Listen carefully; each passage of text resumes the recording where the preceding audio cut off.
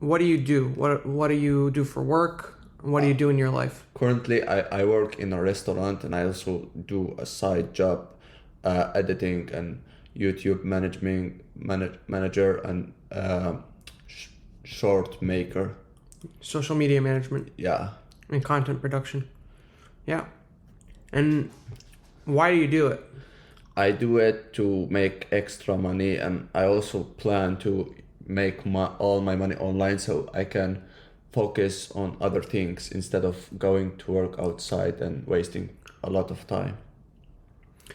That's very interesting. So this is where we're going to start deviating. Why do you think working outside, for example, is a waste of time? Yeah, because you don't get paid much, you waste all your energy. It's hard to work outside. Like if you go out work outside, you come back to home, you don't have energy. Like you don't have a lot of energy to work on something you really want. So yeah, if you really want to work on something you want, you have to work outside, or you have to save a lot of money and then stop working for a couple of months, and in that couple of months you just focus on the things that you want to do. So I have two things here that, in my personal experience, which is not really the focus of this, the focus is yours, but in my experience, Yeah, I was able to split my time in a way where the thing I wanted to do was done in the daytime and the thing I didn't want to do was done in the nighttime. So for example, I was also doing like restaurant and delivery, and I needed to do that to survive because at a certain point I didn't make enough money online to consistently support myself. Sometimes I would make a good amount of money and sometimes not, so I had to do that. I think that, to go to the idea of motivation is that time management is very important in learning how to take control of your life and learn new things and do what you want to do. But I do understand what you mean, specifically around like not making enough money. There's a lot of effort and very little return. yeah, exactly. So to go on that, you're 18 years old. You are already in the workforce and you're trying to build an online career. How was your experience with school? With school, yeah, I honestly believe that school is a lost case, because like not everyone should go to school. Like school is only for people who want to become like a doctor, engineer, or something like really big, like a lawyer or something. Because like I know a lot of people, I sit with like a week ago I sat with two of my friends, and we were arguing. Like one of my friends said that he want to do this for school and study for like 3 years, and then he will make like 4,000 euro per month. And I was like, yeah, so you want to waste like 3 or 4 years doing this to just make like 3 or 4 thousand a month? And he was like, oh, but that's a lot of money. That's not a lot of money. That's not a lot of money. Like you can't do anything with 4,000. Yeah, you can buy a car, you can rent a house, you can live a normal life, but is that what you really want? Or yeah, so yeah, I think school won't make you rich. In this day and age, the emergence of the internet, like the internet brought new careers for people. Yeah, There's a lot more choices that you can make, and I tend to agree. Like I have worked with a lot of people who actually, for example, went to university for software engineering, for working on computer programming, and they have an advantage in a lot of ways. Like their documents after they finish school helps them get like really high tier jobs, for example. Also in school, you learn things that are a lot deeper. Like for me, my experience in coding is very practical. Like I know how to build websites. I know how to build applications. I don't fully understand the lower level computer.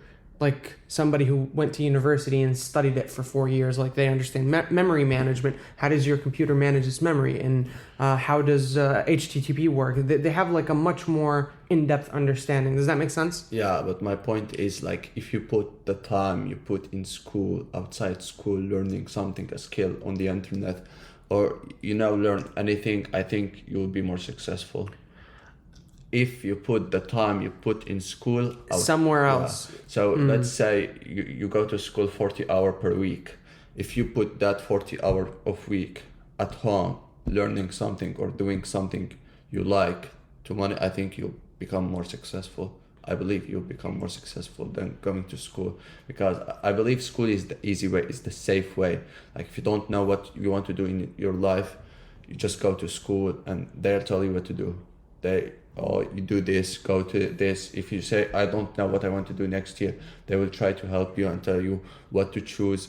So I believe that school is the safe way, the safe and the easy way. And yeah, if it's the safe and the easy way, it's not going to be the best way. There's a lot to unpack there. I do agree with you that school it's the default. So Yeah. it's the way everybody knows how to do things, and there's definitely better ways of achieving your goals, specifically around skills that are not like a doctor, right? I feel like a doctor, for example, they need school. They need Yeah, of course. they need like a system. Of course. Yeah, that was if you want to become an engineer, a lawyer, a doctor, you have to go to school and study. But if you want to, I don't know, like do business, something, I think that need more experience than studying. Like you go outside and you do the experience, you take an experience, you do the work. Yeah, I think that's more important than sitting in class and listening to what the teacher say. School teaches you something I think the called best, discipline. Yeah. I was going to say that the best thing that school teach you is the discipline, but yeah, most of people just skip school and yeah, they don't take it serious. But I think if you go like to school for like high school and you're constantly there and you take good grades, you're going to learn how to be disciplined. You're gonna be very how to disciplined. do the hard work, especially if you don't feel like it. Just do it. It's Even also if you don't want to. it's also social. Yeah, it's all. Yeah, I was going also to say that like if you have like money, your parents have money, and they send you to like a good university, you take it as a social experience. You go have fun, you make friends, you know people. You go like waste your time and just have fun. I think Yeah. there's something deeper there though, because when you have like a baby, let's say, a child, a very young kid, how is that baby going to learn to interact with the world? Yeah, I'm not So saying. let me finish that real quick. So in primary school, these children, they first learn about the basics like language and numbers and sharing and common space and playing and toys. And then in middle school, they learn about their bodies and they learn about social order, because middle school is where social order begins to represent, right? Hierarchies, leaders, strong people, weak people, bullies. And then when you get to high school, it becomes the most complex, in my opinion, experience for people to learn. Like, how are you going to find love for the first time? Yeah. Most people find it in school. They need that space to go to every week, every single day, and they meet these people. They learn different languages. They learn how to interact with people they don't agree with. So this is something I'm considering with my child. Do I take him to school and have him become like a government experiment, or do I curate his own life? But then how is he going to make friends? No. Go ahead. Yeah, I'm not saying don't go completely to school. I'm saying, school is good. You go for primary school, middle school, high school, and then high school stuff, because a lot of people, they go and take debt from the government to go to the university, and they spend their whole life, paying back for the debt they took. So Yeah. I think, school is good until like high school. And if you see yourself, you're not, genius at school, and you're like an average, because most of the people are average. If you see yourself you're not genius, don't waste your time or take a debt from the government to go to university and waste your time. I think it's better if you just stop at high school and you go outside, you take a year off, 2 years off, you find yourself, you find what you really want to do in your life, and Then you can make a decision. based on that you can make your decision. So, from my knowledge of you, you're really interested in content and online business. What is it that interests you in online work? Online work, I think, because it's very open. Also, I like to share my ideas, my thoughts, and if I become like a social media influencer, I want to share like what I learn, what the good thing to do. I'd like to share my experience, what I've learned from my the bad decisions I done, the good decisions I done. I think, yeah, I just want to share that with the world, and I think that's going to benefit me because I've gone through a lot, and I could share, things that I think people will think it's interesting. For me personally, I tend to find that the internet has personalities that are very interesting and that could really and the idea of influence is actually very complicated because how do you influence people to be good, right? There's a lot of people on social media that their goal is to influence people to be good, but they might not be able to get that message across. Like when you're speaking to a crowd of, let's say, hundreds of thousands, if not millions of people, how do you know that what you're saying to them is actually going to help them? Yeah, I think if you have to choose your target. What audience are you targeting? What audience do you want to speak to? And you see what's their problem, what do they have in common, what's their experience, and based on that, you give your advice, you give your words. So there's this very interesting philosophical question that I'm going to ask you because you made me think of it. Is an audience of one enough? Is an audience of one enough? Yes. I think no, it's not. Why? Because personally, I want to benefit from the social media. I'm not just going to go there and give my words and don't just waste my time without getting anything in return. I have to get a thing in return for the time I'm putting, for the effort I'm putting. So I think that's the difference between, let's say, an artist and a business person. Yeah. Like an artist, in order to be a good artist, you need to be able to accept an audience of one. Yeah, but you can't. What's the point of doing all that? I'm not doing it first thing. I'm not doing it for people. No one do it for people. Everyone do it for money. So yeah, all the influencers that say, oh, I don't care about money. I give my advices for the people, for you to become a better person. No, they don't. They just want to make money. So and I think it's both sides. When you take his life experiences and he takes your money. Mm-hmm. He doesn't take your money, but he takes your time, and you take his experience. You learn something from him, and he makes money from your time that you're putting in the thing you're learning. So from what you're telling me, it's like you're reading a book. It's like you're reading a book. Yeah. So that book needs to get a return. Yeah, he can't. The writer is not going to write a book if he knows that he's going to only sell one copy. How do you tie good incentive? So when you create art or when you create a video, the reason you do it is because you need money, right? Like we all need to make money. Yeah. But the problem with money is that it corrupts. So if you see that going on social media and being hateful is going to make you a lot of money, how do you stop that? Because I think this is a common issue that I see. Like there's a lot of people on social media that I really respect, or I used to really respect, a lot of them. And then an example I think is Jordan Peterson.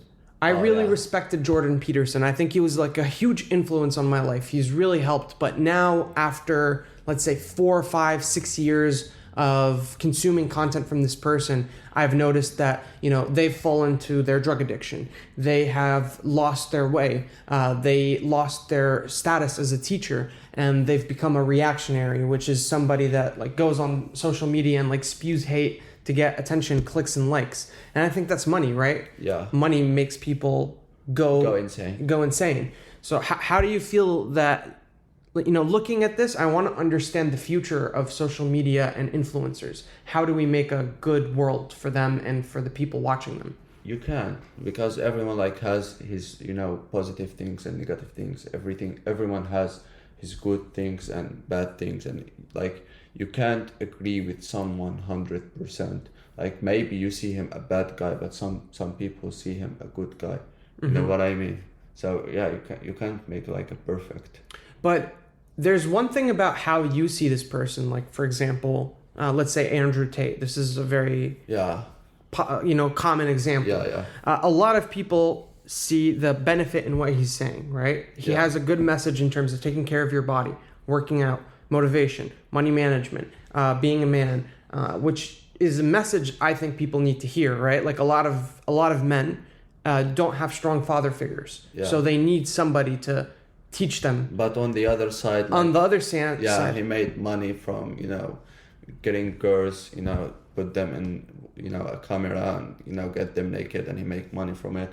Like he write to the mans who's paying to talk to the woman, and he talk to them. So that's a bad thing, but he also has a good thing. So I think you have to see the influencer, and you see what's the bad things he've done, what's the good things he've done, and you take the good things and you leave the bad things. You try to avoid the bad things. But when you have somebody that's so famous, rich, powerful, influential, the problem with that is the bad things, they become normalized, right? So for example, rap music.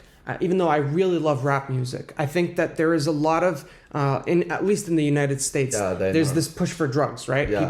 Like their glorification of drugs in music and culture and TV. So now as a listener, like this person has a good story, right? Like they probably grew up in a really horrible neighborhood. They found out how to take, talent and turn it into a multi-million-dollar business. They're good business people. They are doing their best, to be role models for their community. But also the stuff that they're saying is destroying people.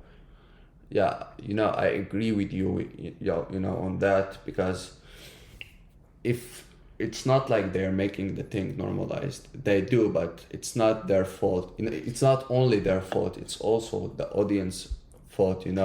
Because you can listen to the music and you hear him talking about drugs, lean, I don't know, cocaine, and like you can listen and say, okay, he's talking about that, but that's obviously bad.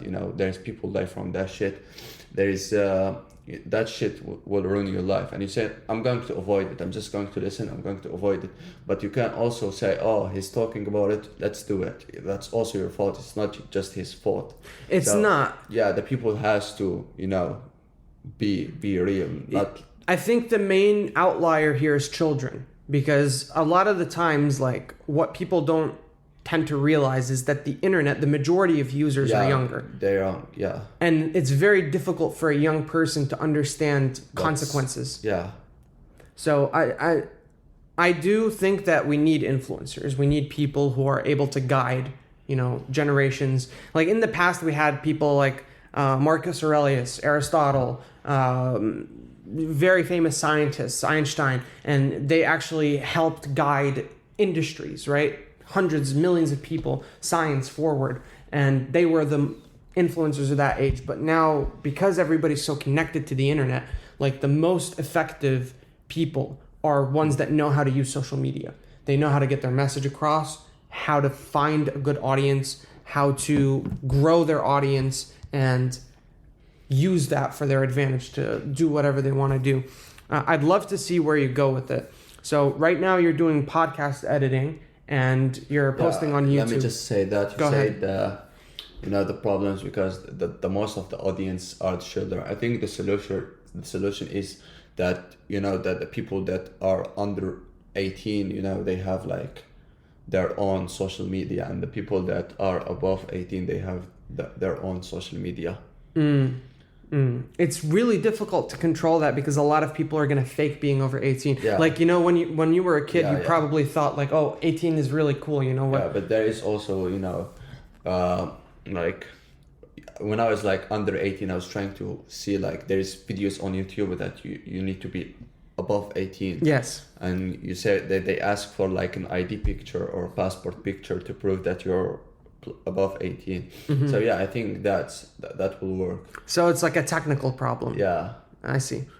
I don't disagree with you. I also don't agree. I worry. This is basically what my work is in software, and I really worry about how the internet is becoming more and more controlled, and I don't want that to happen, because the more you control the internet, the less freedom and expression there is. Right? Like maybe right now it's fine, but if a government comes in that for some reason hates a specific group of people and they're able to control social media, that's very bad. You know, we can see that happening like that's live. happening already. Yeah, it's already happening, and I don't want to increase that. You know, IDs, and it becomes really complicated to deal with. But I do understand you.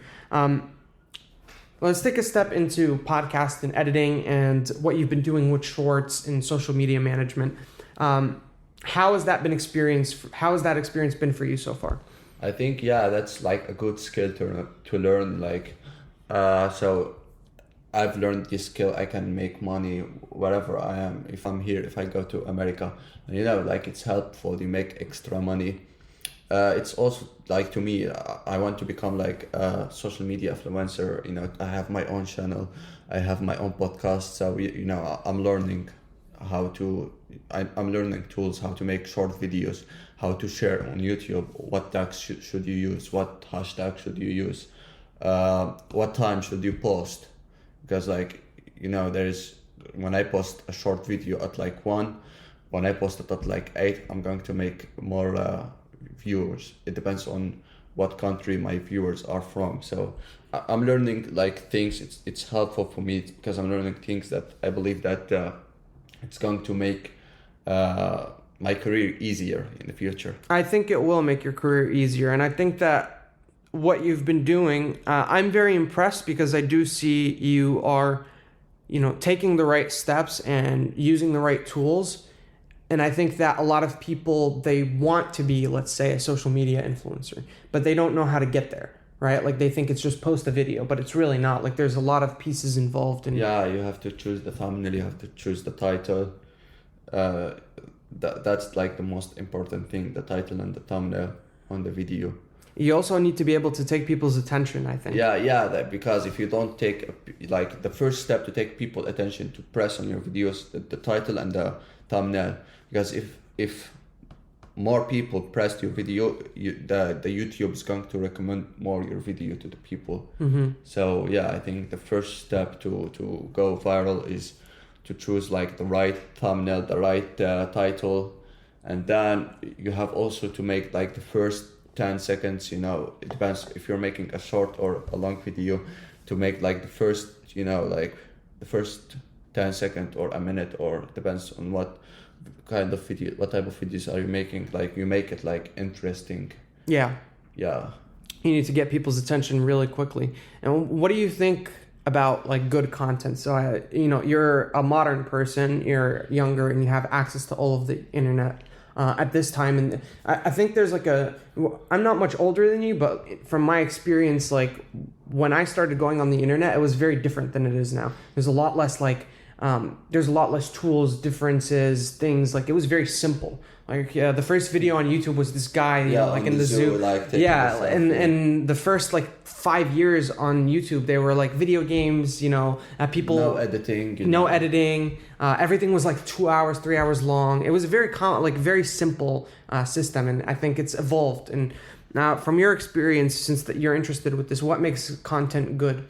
Like your question depends on who's the audience. Mm-hmm. Like if someone want to watch like self-improvement content, you have like the good content is like the way you appear yourself, how do you talk, how do you start the subject, you may you may want to use like relatable things, you tell a story when you were younger, like his age, to make him feel relatable. So it really depends on what audience it's like. Why do you think people like, let's say, Mr. Beast or PewDiePie were able to like grow so fast and get like, because if you think of it, like 100, 200 million subscribers is an insane number. Yeah, because Mr. Beast, I don't really watch PewDiePie, so I can't tell you about him, but like I think Mr. Beast, because he came with like insane ideas. I think the first time like his video hit, he said like Logan Paul name like 100,000 times, like on one video, without taking a rest,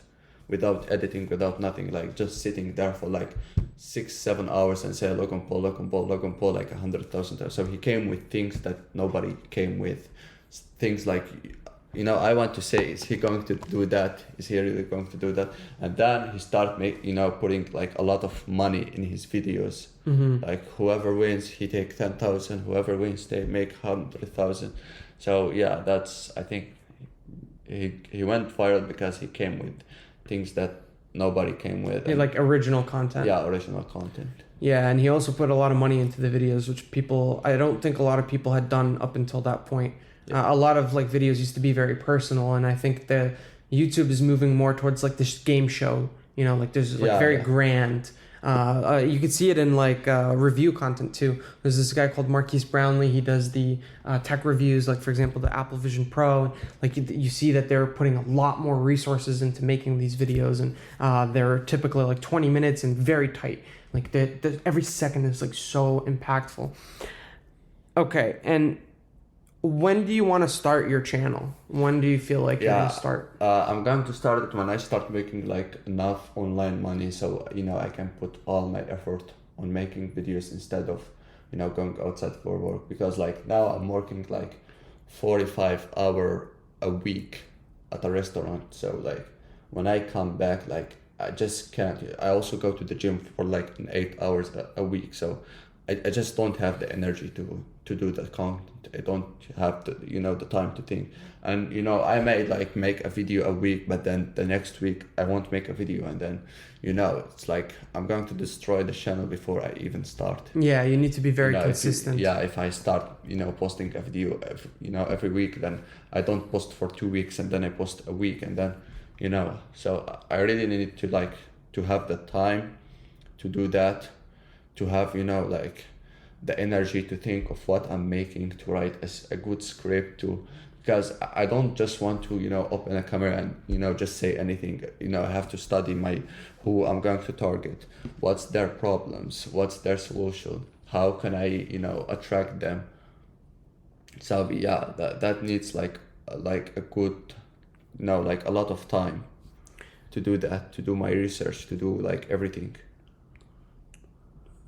And let's talk a bit about your experience over the last 3 years and how you've grown.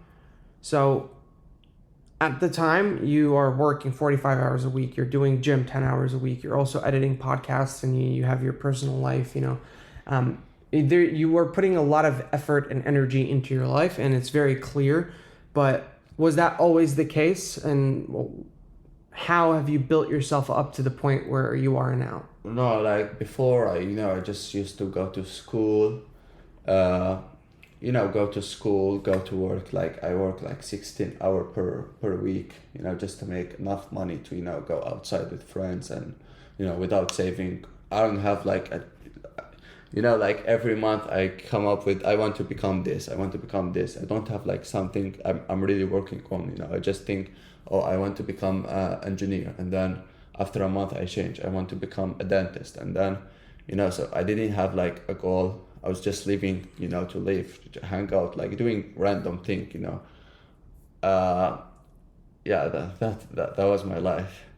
And it's normal that you were younger, and everybody goes through that phase where they want to figure out who they are, and I think you did that effectively. But it took a lot of effort for you to get out of the funk that you were in. I want to talk to you a bit about like your experience with like addiction and with motivation, and how you managed to consistently build yourself up to the point that you are now. I think that is a very strong message.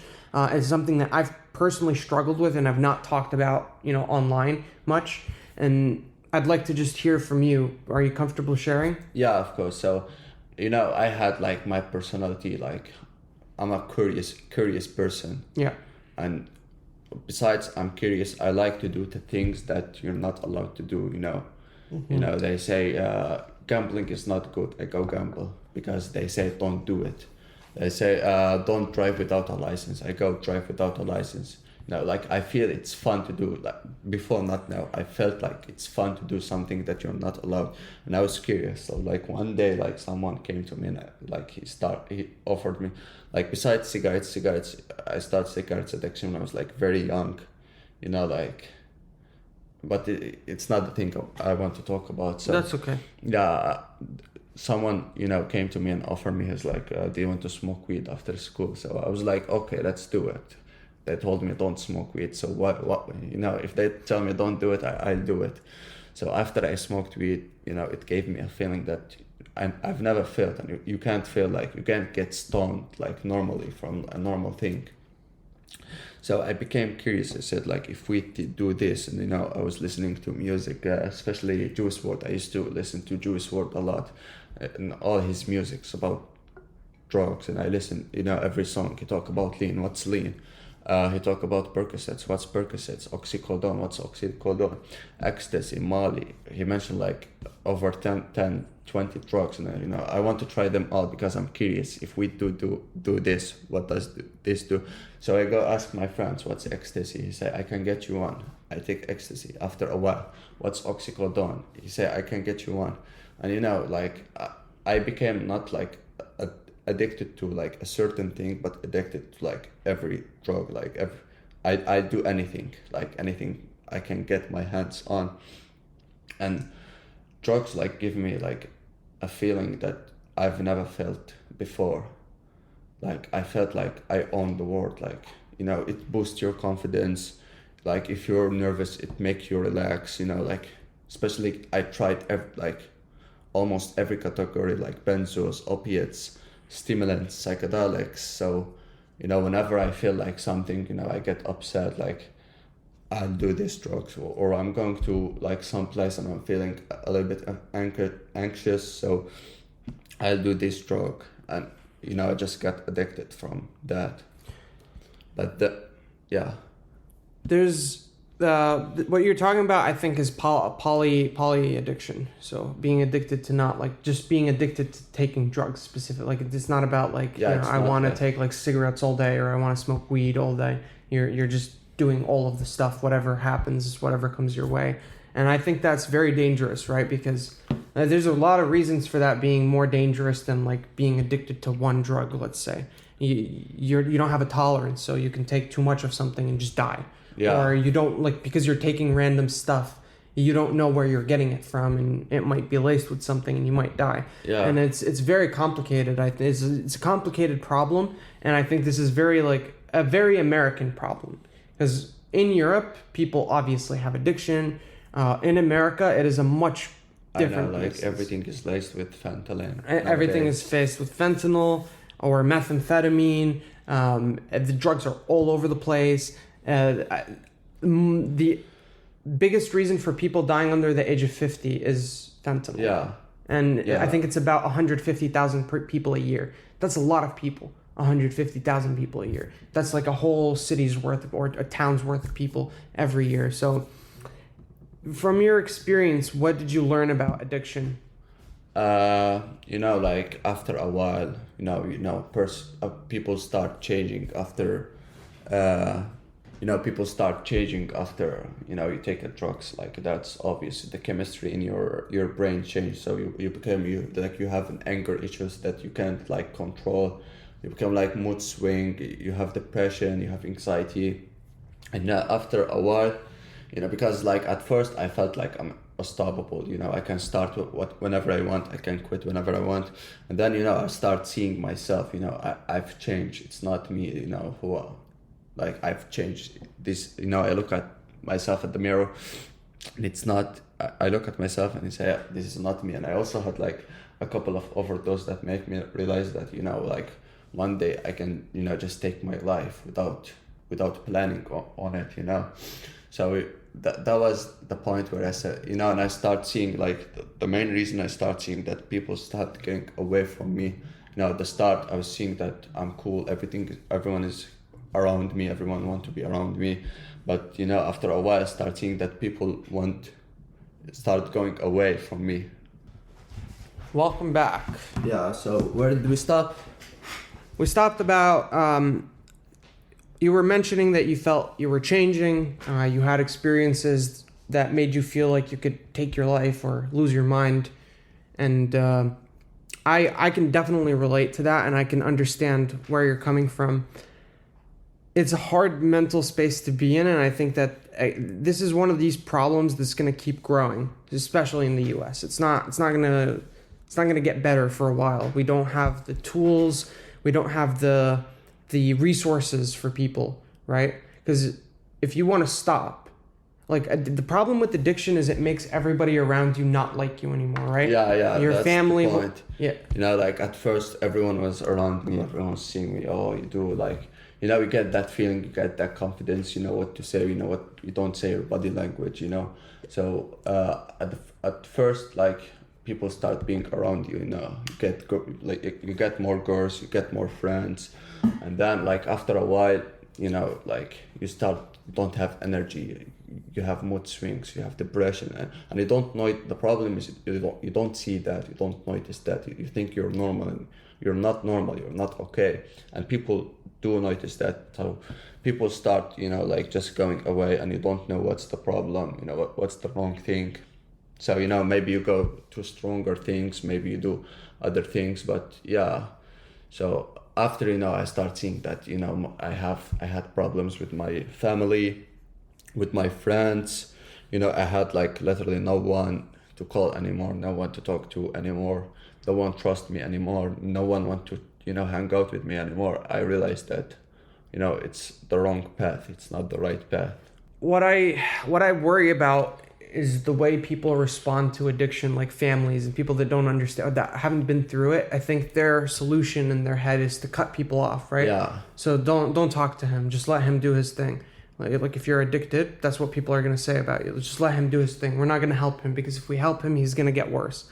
But the problem is, if you want to quit, it's not like a one-way path. It's not like a 1 or 0, where you either don't do what you're doing. It's like you fall and you fall. Yeah, and you yeah. fall. You have like how do you say the word? Relapse. Relapses. Yeah, you relapse a lot. You relapse a lot. And yeah, the problem is when you relapse, like you think you just can't never quit. Yeah. It's very difficult. So I would love to see, for families and people, like if anybody's listening to me who has a family like that, they need support. Like there needs to be proper support, and that support needs to be consistent, and it needs to be long term, and it can't be financial. I can't like give you money to help you. Yeah, of course. I can't. I can give you food. I can give you a place to sleep. I can take you out and go and do things with you, and that's gonna like take you away, right? There needs to be something on the other side too, because if you like think about the people that are homeless, for example. Yeah. These people have been probably addicted for a very, very long time, and they don't have like there's no motivation for them. Yeah, like you stop, then what? Then what? What am I going to do? You stay sober with like the withdrawals outside in cold, you know, and no one wants to talk to you, so like they just can't go through the way. And like I want to say something like an advice to how to quit, you know, that worked for me, at least. To quit like any addiction, like gambling addiction, food addiction, porn addiction, drugs addiction. I think to quit, you know, like you need to have a reason. Why are you quitting? Because to quit like the first period, like the first week, the first 2 weeks, it's easy, it's not hard. But you know, to stay on like your way, to not relapse again, that's the hard part. Because like after like a week or 2 weeks, you say, okay, I'm okay now, everyone likes me now, everyone is around me now, everyone supports me now, so you know, I'm not going to do the mistake, I'm just going to take it like once a month, you know, twice every month, and you know, I'm not going to do it around these people, I'm going to do it around these people. And then you relapse again, you do it like once a month, twice a month, and you start doing, you know, the bad habit, everything. And the reason why you do that, because you don't have a reason. Like maybe your main reason was you stopped because no one likes you anymore, and you know, once people likes you anymore, you're going to go back. So you need a really good reason to keep motivating you. You need a long-term reason. Yeah, like a long-term reason. So like I quit cigarettes before, like I'm going to give an example. And like I've tried to quit cigarettes, and I just stopped 4 days, 5 days, and I said, why am I quitting cigarettes in the first place? And I go back to smoking. But like one day, you know, because like when you smoke, at least to me, I have eating disorder, I can't eat a lot. So, you know, I was like 60 kilos, 65, and I want to bulk up to 75 kilo. And I said, like, cigarettes are taking my money. I can't, you know, buy food that will help me to bulk up. And I can't buy, I can't eat. So I just quit cigarettes, and I'll bulk up, and once this is the first time I realized that to quit anything you need to have a reason. So once I become like 70, 75 kilo, I back to smoking again, because I achieved the reason. I don't have a reason anymore. So that's how to quit like any drug, any addiction, not any drug. There's this group called Alcoholics and Narcotics Anonymous. This is like a very common recovery program for drugs. Yeah, How do you help you quit, right? You've watched BoJack Horseman. Yeah. Yeah. So in the last season, BoJack, spoiler alert here. In the last season, he goes to rehab and he tries to quit. And the common reason that a lot of people use is God, right? Because that's something that's eternal. So Yeah. if you have God, you can't, you're not going to achieve that goal. It's a goal that you have to do every single day for the rest of your life. Yeah. And it's a common belief, and it's a common system for people. Yeah, I think believing in God is like really helpful to, to have a motivation. But the problem is like not all the audience, like you're giving your advice to believe in God. So you have to try to find something that everyone like have in common. You know what I mean? Yeah, another common one is health, right? Yeah, like health. for example, Yeah, of course. for example, when nobody you tell want someone, to be sick. but nobody wants to be sick. But the problem is that there's long-term sickness and there's short-term sickness, and I don't think people understand long-term sickness. Yeah, exactly. Like- So when I start doing drugs, like I said, there's this short-term Side effect. short-term side effect. You feel depression, you feel like you just feel sucks, you don't feel you're happy. That's all. Maybe you feel like physically tired, but like when I was doing, I was like, okay, I can go through that, but I didn't realize that there is like long-term side effects, like mentally, like anxiety, like ADHD, like you can't focus anymore, you're unconscious, like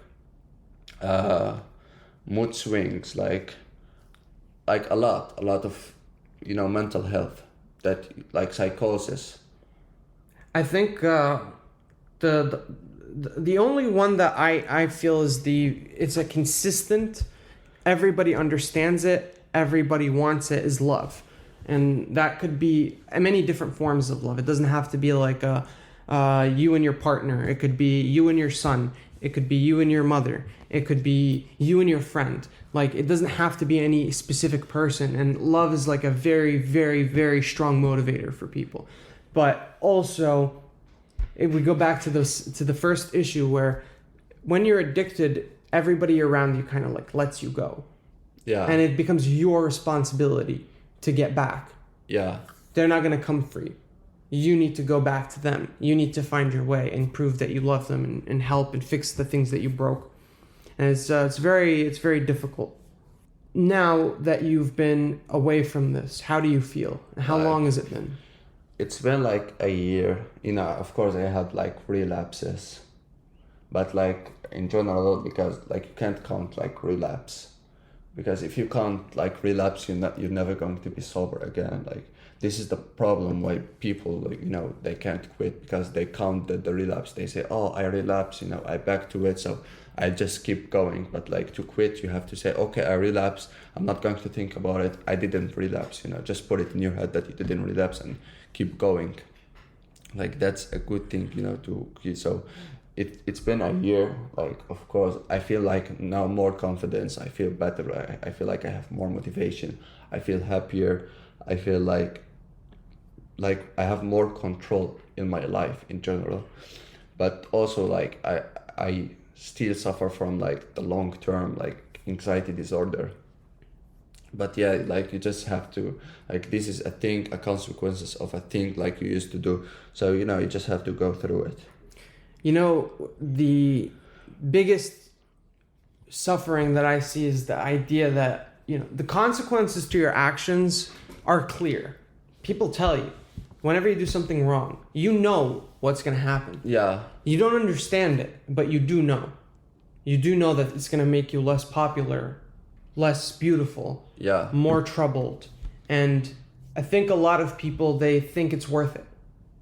right? Yeah. This feeling that I've never had before it's worth it. It's worth the suffering. It's worth losing my family. It's worth losing my life, and figuring out how to balance your life in a way where it's not worth it is really like the core goal that I want to, I have people in my life. I was also struggling with what you're talking about. I've never talked about it on this podcast. Maybe someday I will. But the only thing that brought me out of it, there's three things. The belief in God, not like any specific religion, but a belief in God. Love for my family, for my friends, and for my partner. A goal. Yeah, a goal. And my goal was to learn how to code. It was one of the most important things that ever since I was a teenager, I wanted to quit school. I would tell my parents Yeah. that I want to quit school. I want to sit on my computer. It's what I love. I really love it. And I got the opportunity, but it's really rare that you get all of it at the same time. And I see that you're doing a lot better. I'm really happy to see that. And I think your message is going to resonate with a lot of people. Even if they don't listen to it now, even if it's 5 years down the line and somebody's digging through the podcast, I think this is going to resonate with people. And I think that this is a message worth sharing with the world. Yeah. So also, what I want to say, like, a lot of people do drugs because they don't have something else to do in their life. To be honest, they don't. So you have to find something. Like, to me, I want to become like, besides become like an influencer, I want to become like an athlete, like MMA fighter. So like you can't like do drugs and become athlete. Like. So this is where we complicate the conversation to a very, very, very bad point. The biggest issue, I think, is that sometimes drugs can make you a better person. Yeah, it does, like, because, when you go like through like a bad period in your life, you go through a hard time in your life, you'll become like, if you came out of it, of course, you'll become like, it's either going to destroy you or it's going to make you a stronger person. Yes. It depends on you. This is a great message. Why don't you share with the audience what you do? And if anybody here wants to do podcasting or social media, I highly recommend Bashir. He's good at what he does. He's serious. And you can do your pitch.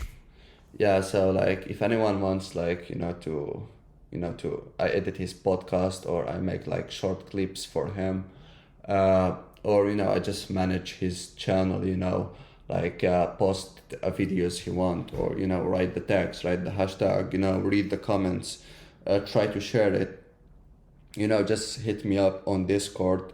He's going to... I'll put it in the description. Yeah, he's going to put it in the description, just send me a message and, we can we can work together. So we talked about what you do. We talked about your life experience. We talked about addiction and motivation. Is there anything else that you would like to share with us? Nah, not really. Like, we talked about school. We talked about like work. We talked about drugs addiction. Addiction in general. We talked about motivation. So yeah, that's all. And what I'm going to do in a year or two is I'm going to reach out to you. Yeah. And I'm pretty sure you're going to be a lot more successful than you are now. And maybe you have more views than me. Yeah. So you get me some views and we'll do another podcast and we'll figure it out there. Thank you so much. I really did appreciate this conversation. Yeah, I think that you have a lot to teach the world. And I hope to see it happen. Yeah. And we'll see you in the next one.